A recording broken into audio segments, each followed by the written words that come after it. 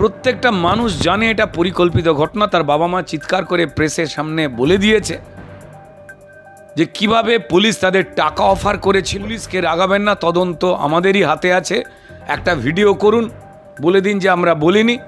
তারা ভিডিও করলেন, সেইটা শাসক দল প্রচার করে দেখাচ্ছে, এই দেখুন টাকা নেই। পোস্টমর্টম হলে কিভাবে তাকে মারা হয়েছে, তার শরীরে কজনের কটা মানুষের হাতের ছাপ, তিনি পুরুষ না নারী, আজকের দিনের বিজ্ঞান যেখানে পৌঁছেছে বলে দিতে। তার সঙ্গে সঙ্গে ওখানে নাকি পরিষ্কার চলতো অঙ্গ পাচারের ব্যবসা, মৃতদেহের ব্যবসা, ড্রাগসের ব্যবসা, জাল ওষুধ তার ব্যবসা। কেন এসেছিল এতগুলো বাইরের লোক? কি কারণ? আনিস খানের সময় বডি দ্বিতীয়বার কবর থেকে তুলে পোস্টমর্টম করে, দ্বিতীয়বার পোস্টমর্টম করে আরও অন্য তথ্য বেরিয়ে এসেছিল, যাতে না সেই ক্ষেত্রে হতে পারে। তাই তড়িঘড়ি পুলিশ চাপ দিয়ে জ্বলন্ত শরীর, যে শরীরটার মধ্যে সব প্রমাণ রয়েছে কি হয়েছে আর কি হয়নি। নির্যাতিতার পরিবারকে বলা হয়েছিল যে পুলিশকে রাগালে বিচার পেতে দেরি হবে, এই রকম দাবি করছেন নির্যাতিতার পরিবার। বাংলার পুলিশ কি তাহলে কোথাও গিয়ে প্রচ্ছন্ন হুমকি দিতেই জানে? প্রথমত তো যে ঘটনা ঘটেছে, পরতে পরতে প্রত্যেকটা দিন যা যা বিভিন্ন প্রমাণ বেরিয়ে আসছে, এবং যেভাবে ঘটনাটা ঘটেছে, যেভাবে সকাল 10টাতে একটা নিথর ক্ষতবিক্ষত দেহ দেখবার পর কোথায় ঘটেছে না স্বাস্থ্য বিভাগেরই জায়গায় অন ডিউটি একজন মহিলা, তাকে পরিকল্পিত হত্যা করল একাধিক, একজনের বেশি, মানে আততায়ীরা। ধরা এখনো পর্যন্ত পুলিশ ধরেছে একজনকে। সে নানান ধরনের বয়ান দিচ্ছে, অথচ আমাদের রাজ্য প্রশাসন বিভিন্ন রকমভাবে যে কথা বলছে, সেই কথা যে মিথ্যে তা ডাক্তাররা বলে দিচ্ছে। বিশেষ করে যার সন্তান গেছে, তার তো আর হারাবার কিছু নেই, সব হারিয়ে গেছে। তিনি একটা শব্দ ভুল বলতে পারেন না, কারণ তার যন্ত্রণা বেশি। প্রত্যেক মানুষ প্রতিবাদে নামছে, প্রত্যেক মানুষ তিলোত্তমার জন্য জাস্টিস চাই, বিচার চাই বলছেন। বিচার তো চলছে। সুপ্রিম কোর্ট স্বতঃপ্রণোদিতভাবে নিজে থেকেই এই মামলা শুরু করেছে, তার কাছে কাউকে যেতে হয়নি। এবং সেখানেও সুপ্রিম কোর্ট যেভাবে পুলিশ দপ্তর একদম শুরু থেকে এবং স্বাস্থ্য দপ্তর যেভাবে তাদের বিভ্রান্তিকর বয়ান এবং গাফিলতি, সকাল 10টায় বডি দেখল, দেখে থানাতে জেনারেল ডায়েরি মতো একটা ফোন দিলেন এই হাসপাতাল থেকে। তারা নিথর দেহ দেখে ডাক্তাররা, আপনি আমি নয়, তারা বলছেন যে একজন অজ্ঞান হয়ে পড়ে রয়েছে। তাদেরকে যে স্টেথোস্কোপ ছিল, হাতের নাড়িও তারা দেখতে পারতেন। তারা আপনি আমি নয়, তারা ডাক্তার। একটা মৃত দেহকে অজ্ঞান বলে থানায় ফোন। পুলিশ আসবার আগে একগাদা বহিরাগত ডাক্তাররা ঢুকে পড়লেন, যারা সন্দীপ ঘোষ ঘনিষ্ঠ। যে জায়গায় বডি পড়ে রয়েছে সেটাকে ঘিরে কর্ডন করে দেওয়া নয়, যা নিয়ম আমরা যা সবাই দেখি, সেখানে মিছিলের মতো করে লোক ঢুকলেন। এবং সেই ডাক্তাররা প্রথমে উত্তর দিতে পারছিলেন না তারা আরজি করে কেন গিয়েছিলেন।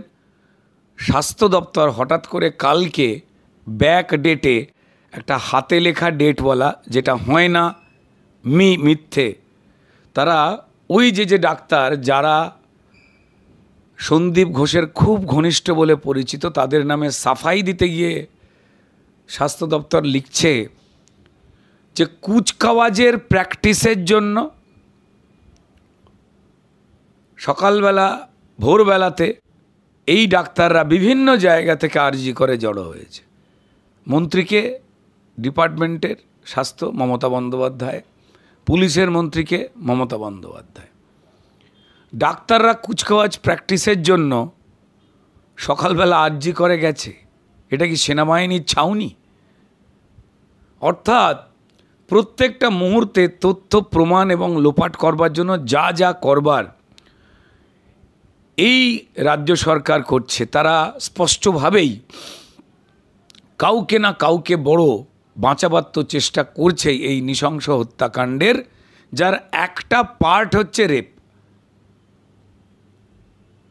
সকালবেলা দেহ 10:30টায় দেখবার পর বাড়িতে বিভিন্ন রকম ফোন, কখনো অজ্ঞান হয়ে গেছে, কখনো না শরীর অসুস্থ, তাড়াতাড়ি আসুন ফোন, তারপর বলা আত্মহত্যা, তারপর তড়িঘড়ি ওই হাসপাতালেই এই অভিযুক্ত যার নামে নানান দুর্নীতি চক্র চালাবার প্রমাণ, যিনি মুখ্যমন্ত্রীর খুব প্রিয়,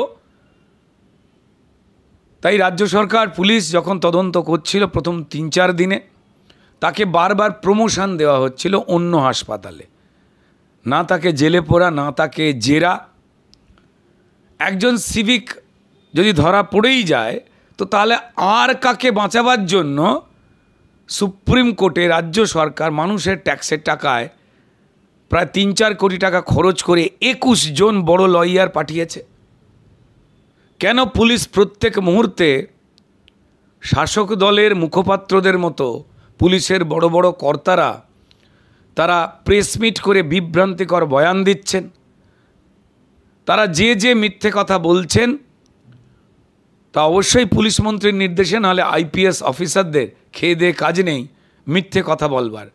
আর ওই কথা যে মিথ্যে, তার পরের দিনেই বা সেই সাক্ষাৎকারের পরেই বা সেই প্রেস মিটের পরেই হয় তার বাড়ির লোক বলে দিচ্ছে, বা জুনিয়র ডাক্তাররা বলছে, বা সিনিয়র ডাক্তাররা বলে দিচ্ছে এগুলো মিথ্যে।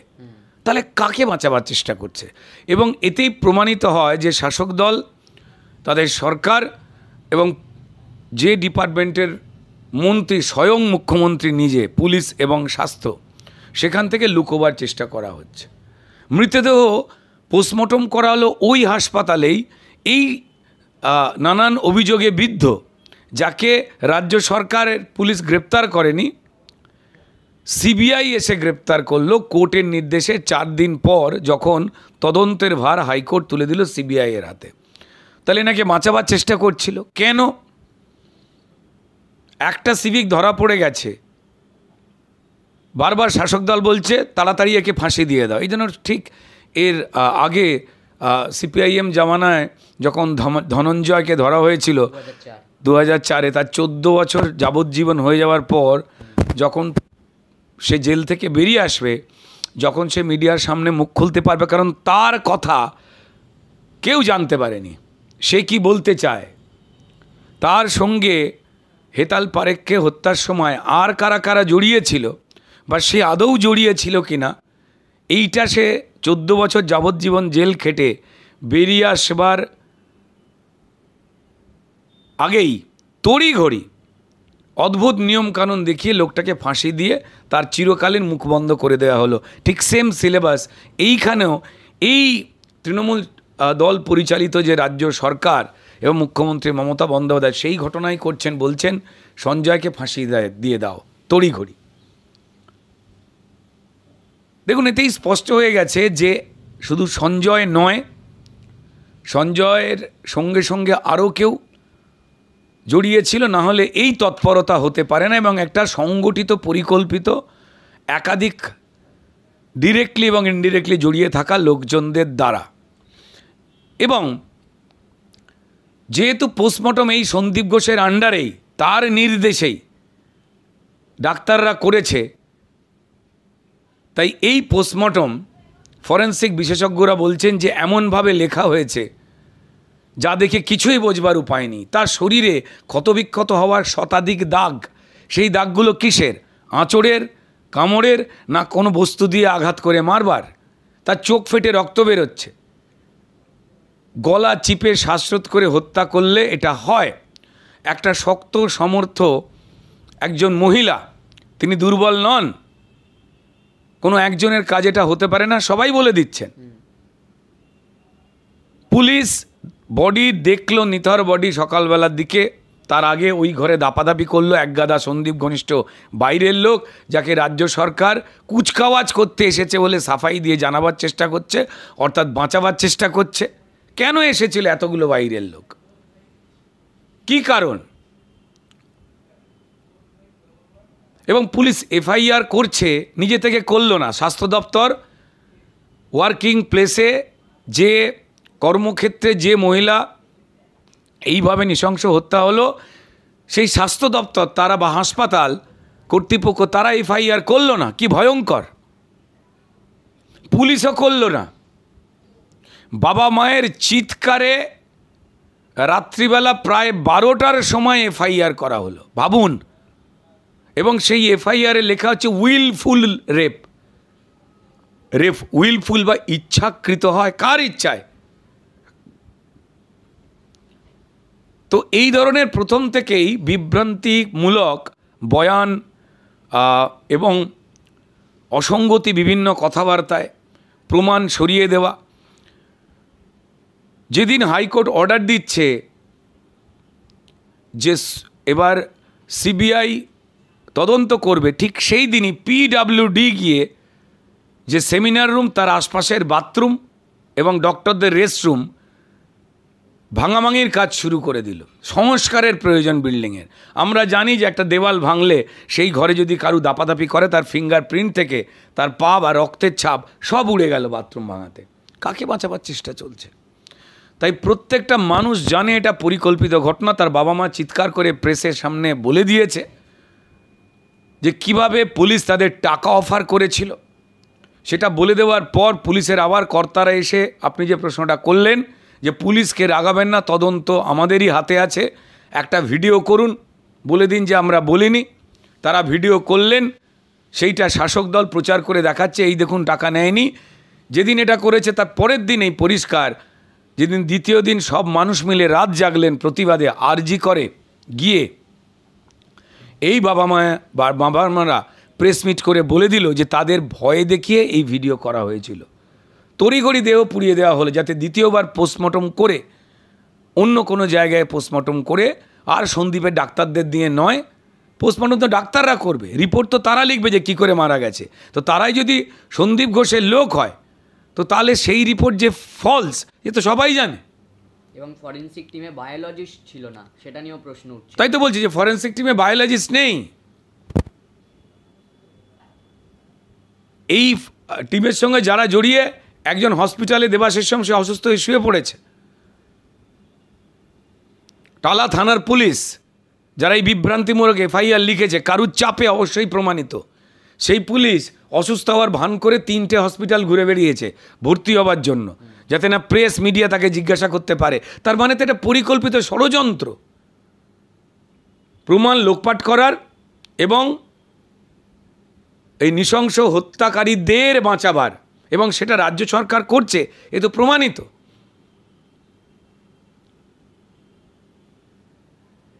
দেখুন, হাসপাতালে দুর্নীতি চলছেই। ব্লাড নিয়ে স্যালাইন, বোতল, তুলো, গজ, যেগুলো শুনতে সস্তা কিন্তু কোটি কোটি টাকার সবথেকে বেশি খরচ হয়, সেই টেন্ডারগুলোকে পাইয়ে দেওয়া হয় তৃণমূলের নেতা মন্ত্রীদের চেনা লোকজনদের। যেমন আরজি করে এই ডাক্তারের 3জন ধরা পড়েছে ঘনিষ্ঠ, যাদের এই টেন্ডার পাইয়ে দিয়েও কোটি কোটি টাকার, আমাদের ট্যাক্সের টাকা।